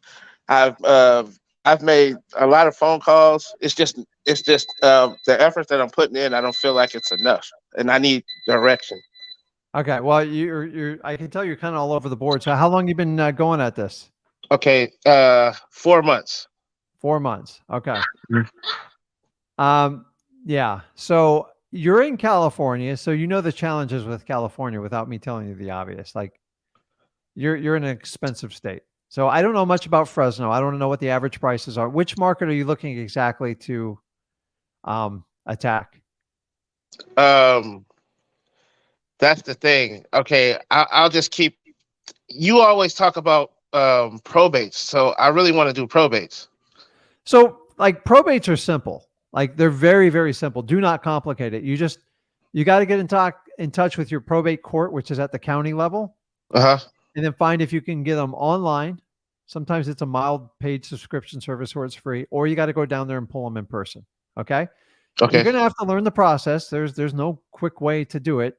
You have to learn how your county operates. There's 3,500 counties. They all operate differently. You can have one 5 miles apart. It's like you're going to it like another state when you do it. So the idea is to get the probate, and then basically, a lot of times the probate, you can find out who the executor of the will is, and then you usually get a mailing address, and then you can skip trace a phone number, and you have the option. You either send them a piece of mail, which I provide you the template to do.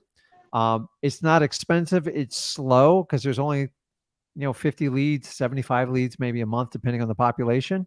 Mm-hmm. And the other way is you can kind of cold call them, and they both work. It's just, I use both approaches. I used to only do letter mailing, and then people started really beating my butt. So Zach added in the cold calling, which we call warm calling. Warm calling. And that's it. We just, hey, and then we call them. It's simply, hey, we drove by that property. It's one we'd love to buy. Do you have any? Are you the owner? Do you have any interest in selling it? That's it. I don't talk about the probate. Like that's it. But the thing is, guys, I could do probates and work 100-hour-a-week job. It's not tax. Once you figure it out, it's like set it and forget it. You get a few phone calls a month, and that's it. So probates is not enough to really retire you in wholesaling, but it will push your margins way up. Okay.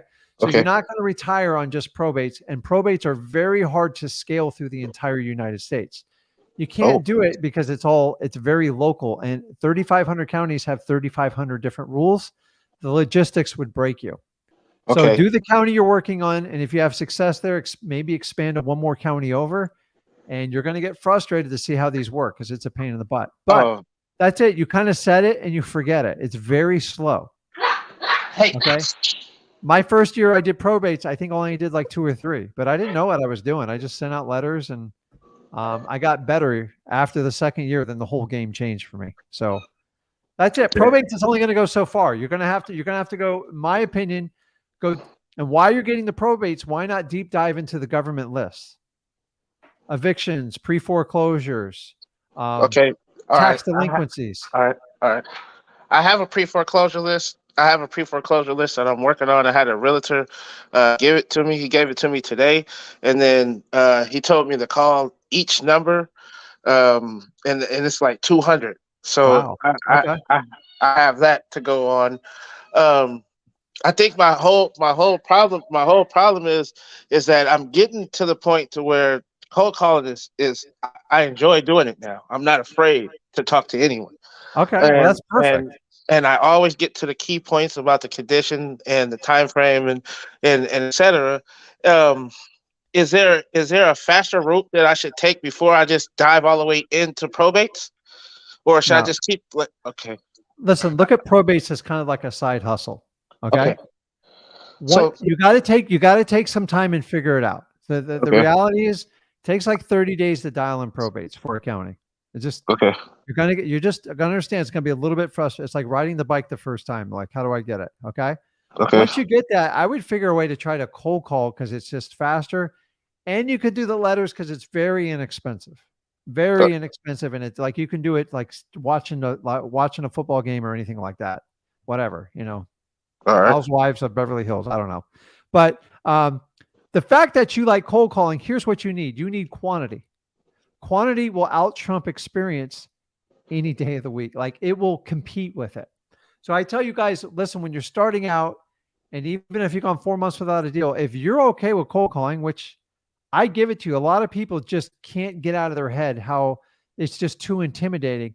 You said you're fine with it. So find a way to yeah, load that thing up so thick. Just bury yourself. Cold call everyone. It's going to save you the car ride. You don't have to do gas. And it is a numbers game up front. I'm here to tell you.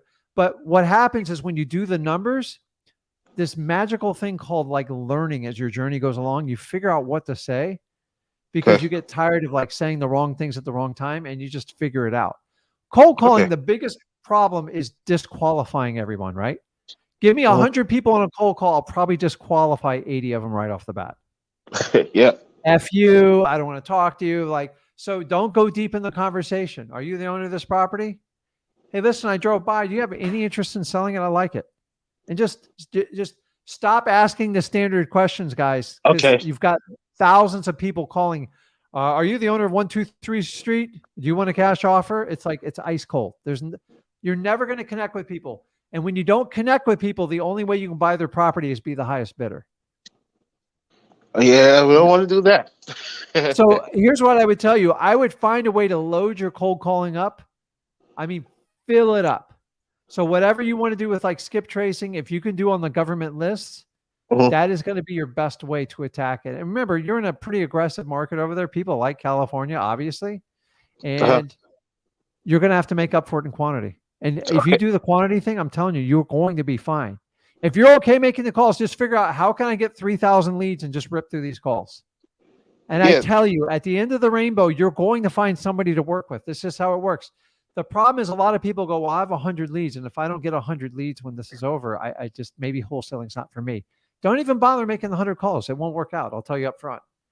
You all have been like, you've all been groomed like this is so simple. Okay.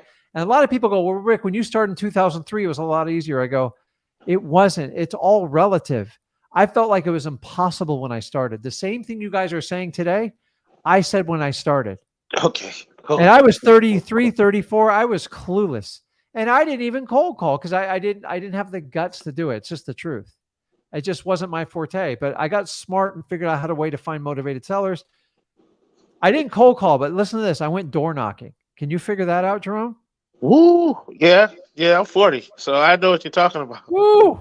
I wouldn't even consider it today. That's why we do like reverse driving for dollars. So quantity, quantity, quantity. Every time you call me back, Jerome, I'm going to ask you about your quantity because your quantity is going to fix your problem. Okay. Do I have to do the list REI or get on PropStream to do this? So look into it. You can look at ZachData.com. I want you to do some research on it because depending on how extensive you're going to go, the reason we like to work with Batch is they're very good with skip tracing.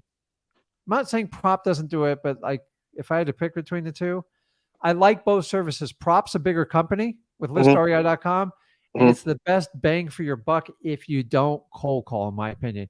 Do a cold call, look at your values. The good news, guys, do you know when I used to, when I started out skip tracing, do you know how much one lead cost me to get a phone number? 40 cents. And I was writing checks for $1,500 to get phone numbers. You guys were like getting like stuff for like 8 and 10 cents. It's a crime. But Wow. you need to look at it when you get them, like, man, and here's the other thing you got to understand with cold calling. When you guys get the number, you only got to buy it once and you have it forever. You work that number until they buy you or like tell you to take off. Okay. That's it. With mailing, we have to pay for it every time. That's the downside with mailing. So skip tracing, you pay for it once, but you can work that number all year. And you'd be perfect for that. Because remember, 70% of your buyers is based on timing. So if I call 10 people that want to talk to me, unfortunately, 7 of the 10 just aren't ready to sell today. That's it. It's the truth. So whoever can follow up. The good thing with skip tracing, nobody talks about it, is once you have that number once, you're good to go. It's off your spreadsheet. You don't have to pay for it anymore. As opposed to mailing, the downside, if you mail every month, you got to pay for them every month. And that's where it gets expensive. Okay. Okay. Fill it up, man. Quantity will fix your problem. I'm telling you. All right. I'll talk to you next week. Okay, Tell Jerome, you, let me show know, you man. what I'm doing. All right. Okay. Destino, are you there? Yes. Yes. What's up? What's up, dude? Let me see. You got to turn your volume down on your computer there. Oh, okay. All right. Just bear with me a second. Okay, no problem. Yeah. Can you hear me now, Rick? Oh, I can hear you. All I right. hear the echo still. Oh, you do? Sheesh. Yes. Just wait. Just bear with me a second Okay. here. I'm trying to see if, like, I don't know, maybe I find something better. That's all right. A better signal. You still hear an echo? Yeah, but I tell you what, give it a couple minutes and I'll come right back to you. Just try to Alrighty. shut it off. All right. Okay, just turn off your YouTube or something. Yeah, that's probably what it is. Okay, I'll be right back. Okay, guys, let me see here. What's up, Amelia? I appreciate it. It's not Gilbert Godfrey, for God's sakes. It's Chester Bennington. He's the lead singer for Linkin Park. An unfortunate death, but an amazing, talented man. And if you actually learn to get to know him, he has some really cool stories. The man was so dedicated to the sport, had a lot of pain in his life. But I do this just to let you know, like, the type of people that like inspire me. His talent was like insane. So I had the fortunate incident of meeting him, I think 4 times. And I love like really talented people. That this man gave everything he had to music, and it was an incredible person. Just tragic way to die. Like, I don't endorse any of that part, but the talent, the work ethic he had, like, just worked his butt off. So not Gilbert Godfrey, Chester Bennington with Linkin Park. And if you guys haven't learned of Linkin Park, look it up. Maybe it's not really an age thing. A lot of you guys grew up with stuff like that. So to be able to mix like the rock and the rap thing was like really cool with like what they did. So at a super, super high level. So he passed away a few years ago. You can look it up. So it's a really, really sad story. But I gotta tell you, man, I can't tell you how many times when I started out wholesaling, this is the guy I drove around when I was doing driving for dollars, because I had to get my guts up to go knock on doors of people that I knew were going to be rough on me. And this man walked me through my first $50,000 deal. And I go, man, if he get up on that stage and like sing his guts out like that, I can do it. So, and you hear his stories are always, all his songs are about just having the courage to do what you want and be free. And that aligns with what me and Zach do. And that's why we all talk on here. So let me try Justina one more time. Justina, you there? Yeah, man. What's up? I hope I don't have an echo, dude. It's echoing. Oh, damn. Okay, Destino, jump on tomorrow, because it just plays over and over. So we got to figure that part out, guys. If you're playing like YouTube or something in the background, you got to like mute it while you do this, because it just reverberates through it. So yeah, man, Linkin Park, man. Everybody knows like Linkin Park. These guys, when they gave a concert, it was like you just left with your like jaw hitting the floor. And then I used to listen to music. But the reason they inspired me is when I first started wholesaling, this is what I always played to like really get me pumped up and jammed. And I love it. So If somebody inspires you, like it's all for it. And guys, I don't come on here. I don't preach about religion or anything like that. I just tell you the things that kind of like get me going. And if it gives you a little bit of a spark, like I always tell you, find your fight song. So you guys know I love the UFC. Amazing fights on Saturday, this last Saturday, is you need to look at wholesaling. And like, if I tell you, hey, what's your fight song? You should name it, man. Like, yeah, everybody should have a fight song. I don't care if it's the old Rocky one. Do what you want to do with it. Okay, I'm gonna take one more here. Junior, you there? Yeah, hey sir, I'm here. How you doing, man? Oh, I'm doing good, sir. You sound nervous. Yeah, man. Hey, Junior, I'm gonna put you at ease. I'm gonna do a little exercise I do sometimes with people that probably on this live no one's ever heard of it. So yeah. I'm gonna tell you something so ridiculous and make you laugh. Okay. But you got to turn around and do the same for me. And the point of this exercise is show like we're regular people. Okay. Yeah. So I'm going to tell you, I'm going to ask myself, I'm going to tell you something about myself that most people don't know and would probably find it kind of ironic and silly. And you would never guess it in a million years. Okay. You ready? Yeah, go ahead.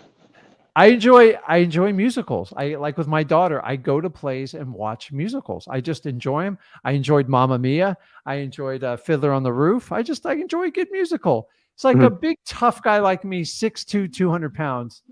And he's talking about like enjoying like musicals. I enjoyed High School Musical. It's crazy. Like I just enjoy life, but it's like so weird. Okay.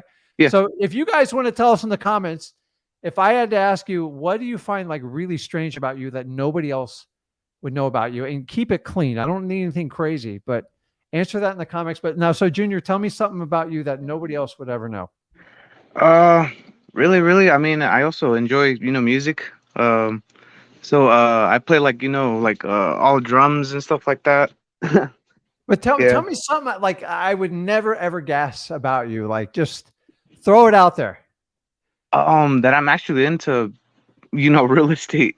That's someone that's something that, someone would never suspect about me or suspect about me. I mean, okay. So, the guys, the reason I do that is just to kind of just loosen it up for you. Yeah. And understand like Amelia gets me. I love Greece. Like Olivia Newton-John was devastated when she died. So it's like the greatest girl ever, but it's like, it's fun. So you got to have fun in real estate when you do this. And like, if you find someone ever being serious, I've actually done this on wholesaling appointments. I go, I'm going to tell you something like so off the wall about me. I'm just going to make you laugh. And they're like, yeah. And it's got to be something that you like a little bit uncomfortable telling, but like, wow, I can't believe you told me that. And I got a lot more. Unfortunately, I do. But it's like when you do like stuff like that, and you make fun of yourself first, it works. If you do it the other way, you don't know them, it can really blow up on you. So, okay, go on, man. What can I help you out with? Yeah. Hey, man. So I am, a noob in wholesaling, right? Okay. Yeah. I recently, tried to get a deal with an agent on market, but it kind of, didn't fall through. Okay. I did a mistake that I kind of saw Zach say in a video earlier. I took my cash buyer out without having a contract attached. Yeah, you can't do that. Yeah, I think I got that lead stolen. I think because how long you been doing this for? I'm gonna be honest, man, for about a month, I think. Okay. So listen, just go over to freewholesaling.com and work your way through it. But understanding, guys, if you do not protect your interest in a property, people will take advantage of you. It's happened to me. It's going to happen to countless other people in this thread. I'm here to just tell you that you don't have a deal until it's under contract because people can go around you. And once you have a contract, you have leverage. And once you have leverage, you can give people ultimatums. Without a contract, you have nothing. I would love to tell you people hold hands and do it. Now, I will tell you in this market, some reverse wholesaling, if you're working with a seller that's motivated, but you can't quite come to terms on price because they're just a little bit unrealistic and it's close and you've pushed, you can do a soft contract. Go, listen, I'll do it, but it's a 30-day inspection because I'm not sure about this property. And then you could bring your buyer in, or if they don't even want to do that, you can bring your buyer in and read them the riot act. What's the worst that's going to happen? Because you don't have a deal even to start with now. You just got to make sure you vet your buyer if you want to do that, because you better be someone that's not going to be shady and go around your back. But I've done that in the past. I don't really recommend that, but sometimes you have properties that you're not sure anyone will even buy because it's just so messed up and stuff like that, that you can bring someone by there and go, okay, here's the deal. And then if they'll come up, so if they say, listen, well, I'll sell the property for 100, and you go, listen, I can't do anything less than 85. I mean, the thing needs $70,000 rehab. Yeah. And your guy comes in and goes, I'll give you 107. And I would try to hit the seller one more discount, but if not, just take your $7,000 and move on. But I'm not going to write I would write a contract and put a long inspection period on it and then bring that guy by and see what he says on it. And if he comes in, I ain't going to pay any more than 50.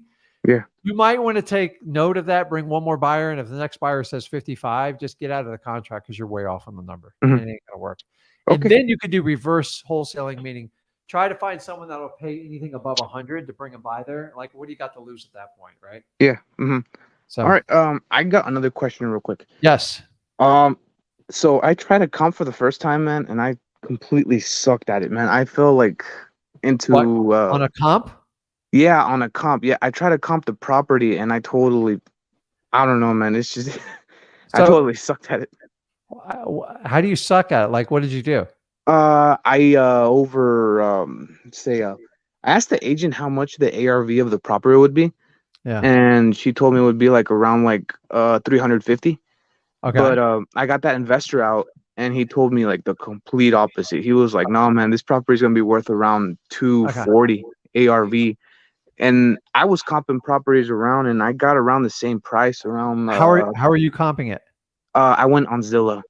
Okay, and what'd you comp it at? Like 325. Okay. Yeah. So keep in mind, a comp is always a range. It's never like a hard number, and it's moving right now. It's moving fast in the opposite direction. So you got to understand, realtors are trained different to comp. Everything's retail oriented. So you have to be responsible for your own comp numbers. You can't rely on other people because you're going to get steered. So you're going to come up with a range. It's usually within 5%. 10% is a little bit wild, but 10% max. And then you got to match apples to apples. Same legal description, roughly the square footage within 10%, roughly same built. You don't want to compare a 70s home to a 2020 home. It's night and day.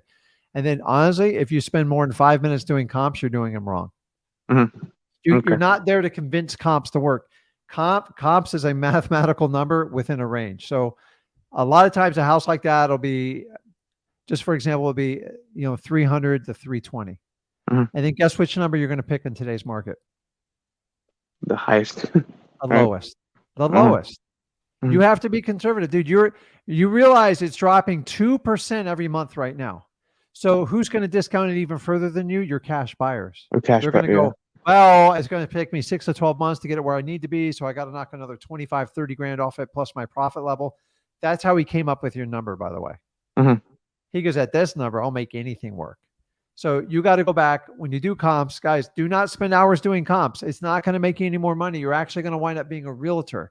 So what you need to do is get a range, pick the lowest thing on the range. So if it's 220 to 200, I'd probably say 195 to 190, and then figure out what you need to buy it and go in from there. Remember, your key is to go for no. So realtors are okay. Just to understand that don't rely on them. Use their information. If it makes sense, then great. But a lot of times realtors they're comping everything based on a year ago. Do you know what properties were selling for a year ago? It's not, we are completely out of that. We are off right now. We are down 10 to 12% in real estate. Okay. And we're dropping every month. So understand your numbers dropping. And so you got to stay with the lowest side of it. 5 minutes comping, get in, get out. Use Trulio, use Zillow, use listrei.com if you want something a little bit more accurate. Use zacdata.com. I don't care. But remember, guys, when I started out wholesaling, I had to rely on realtors for ARVs because we didn't have any internet tools that would give us that stuff. So we used to, you ready for this? This is how old I am. We used to take the tax assessed value and make an assumption based on that. I don't even want to get into your type of deal. So a lot of times, here's a little key. If you guys are in which market are you in? What state? In Asheville, NC. Okay. A look up the tax assessed value. If you can typically buy the property for your tax assessed value, you usually typically do pretty good. That's for most of the state of Florida, but it might not work in yours. So just try that little check, because that's the old way we used to do it. Most taxing authorities will take what they consider the average value, and then they do about 70 to 80% of the value on it to make it fair. So try it's called the TAV. Just take a look at it. It's how counties assess a fair tax. They calculate taxes on a fair basis, and they try to use a real conservative number, right? So right now it's not a bad number to look at. Understanding that would be a go for it price. So check that out and let me know if that works for you. And don't think about that too much. The energy is focused on finding motivated sellers and nothing else. The comps, it is nothing more than a simple mathematical equation. Apples to apples, take a look at it. And if you try to manipulate comps and handpick them, it means you're paying too much for the property. And that's what you got to remember. Okay. All right, sir. All right. Okay, So I haven't scored anything yet, but I'll be. Let's go. I hopefully I gave you some good advice there. Comps, 5 minutes. Okay. You got to use conservative values and don't ever rely on a realtor's comps. Every now and then you do bring in a realtor, they'll give you good information, but as good as information to get, you can get just as bad information as well too. So. Okay. All right, Rick. Well, thank you very much, man. I'll be back on here soon. Yeah. Okay, guys, that's about it. I'm going to wrap it up. Do me a favor. Make sure you subscribe to my YouTube channel at Rick Ginn. I got some really good stuff coming on there. Me and Zach shot a bunch of videos. We're going to share on the Flip with Rick. Zach will be on tomorrow, 5 p.m. Eastern time. I know you guys enjoy watching my son. If you guys haven't met him yet, come on, check him out. You'll enjoy that. I believe Tuesday is our cold call day. He's the only person I know that does it live. And you guys pick the sellers. We don't talk to real estate agents because that's not cold calling. That's called playing agent to agent. So me and Zach are not licensed real estate agents. I never got into wholesaling to be a real estate agent. Guys, do not get your license if you want to be a wholesaler. It makes no sense. A lot of people say you're double dipping. It's going to put you in a more liable position. So guys, I appreciate everything. Guys, go out there. The main thing is go over to freewholesaling.com. Get in this business. Get it going. Go to my YouTube channel, Rick Ginn. Check out my son's channel, Zach Ginn, C-A-C-H. And we'll see you guys tomorrow. I appreciate each and every one of you guys. Have a good one. And we'll see you.